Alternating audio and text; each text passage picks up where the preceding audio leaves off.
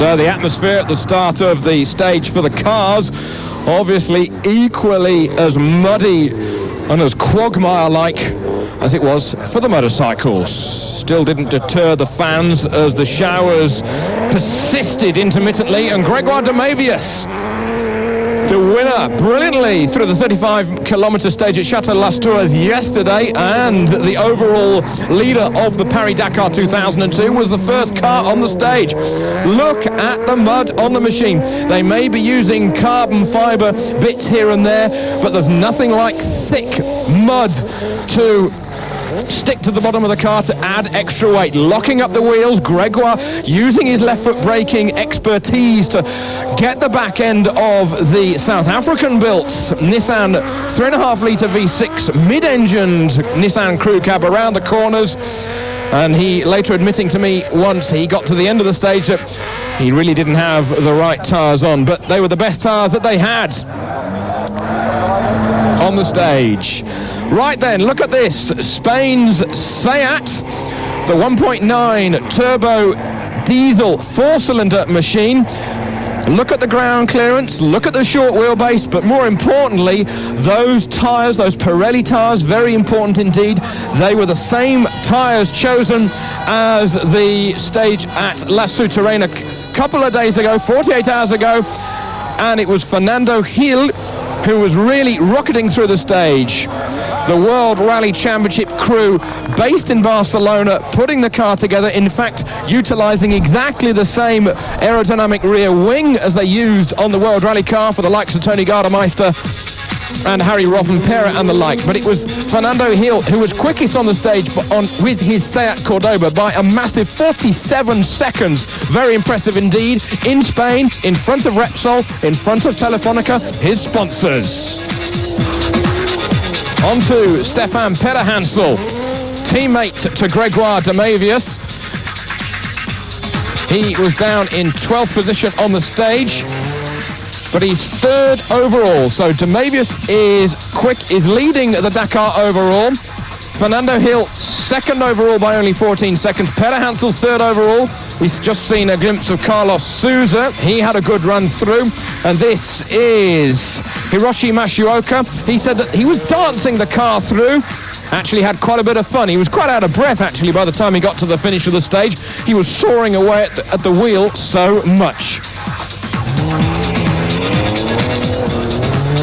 Short shifting the gears was Mashioka in order to use the torque of the car rather than the top end. Jutta Kleinschmidt, now she started the stage behind Schlesser, and so she was obviously well wound up in order to catch the Frenchman on the stage.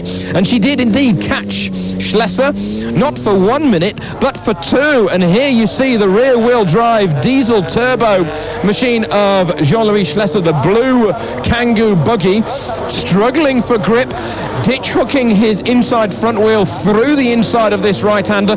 Remember that Kleinschmidt with a shorter wheelbase Mitsubishi with the four-wheel drive, having the grip advantage to the stage, and of course no love lost between these two at all. And indeed she did just catch Schlesser at the final corner, and she indeed then did put another 14 seconds into him. Jean-Pierre Fontenay, he said that he was really driving the stage with an egg between his foot and the accelerator pedal. You cannot be abrupt on these stages with the accelerator nor the brake. You have to drive very, very gingerly indeed.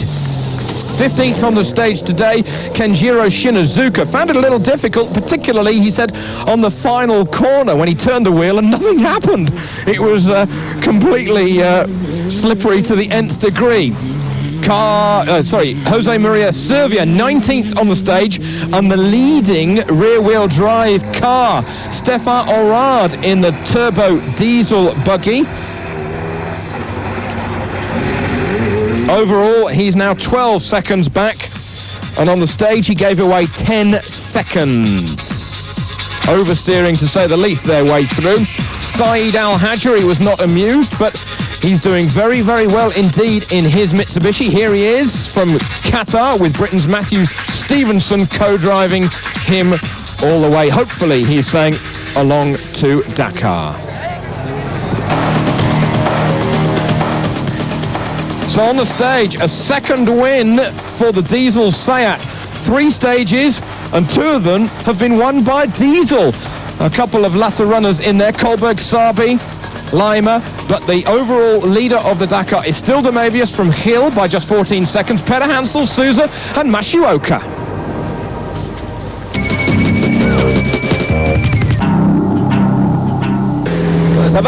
Gregoire Demavius saying it's okay, but it's not really very interesting. Too muddy, and I think that a great deal of people are going to get stuck in the mud behind me. For me, I think it has no interest at all. You think that the stage should have been cancelled? Is the question? Well, yeah, maybe so, but it's not really of any interest for the overall ranking. It's not really racing, it's a question of just surviving, but the show must go on. Fernando Hill saying it was very difficult. The mud was very, very slippery, but for us it was okay. We just hope we made a good performance. Well, I can tell you, Fernando, you did. You won the stage. We're happy because there were a great deal of people around, and I'm happy to be in front of my home crowd. Stefan Peder Hansel saying it was funny, of course, but we've just had no grip at all. We just didn't believe that it would rain such as it has in Madrid. We had sand tyres on, and of course it was too twisty for us through the stage. We had more of a sensation through the car than we did at La Souterraine.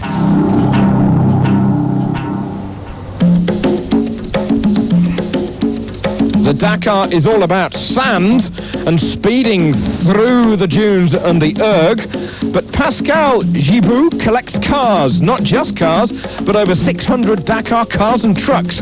Now, he's never done the Dakar, but he knows everything about it. And his shrine is at Coulennes in the region du Sarthe, the same region as where the Le Mans 24-hour race is held. He's a postman by trade, but loves everything rally raid and everything about the Paris-Dakar Rally.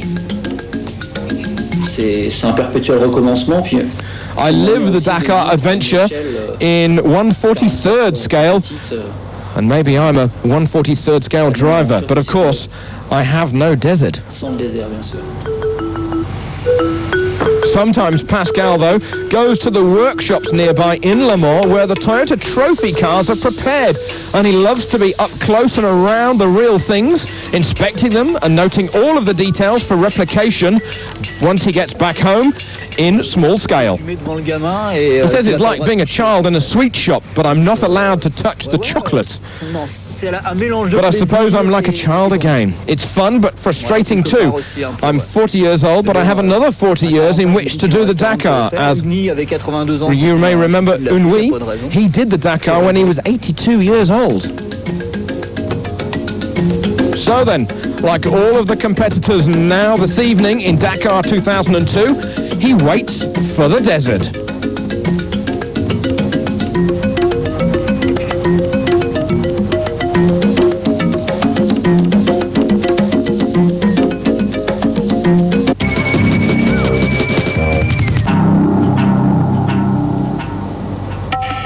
So then, let's get it on with Dakar 2002, the stage from Rabat to Erechidea. Erechidea visited last year. Short road section of some 10 Ks, that's 6 miles. A stage of 80 clicks, that's 50 miles.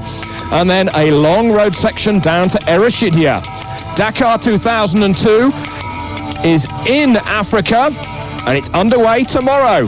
Meanwhile, this evening, the crews are boarding the boats for the short trip across the Straits of Gibraltar. Let's get it underway.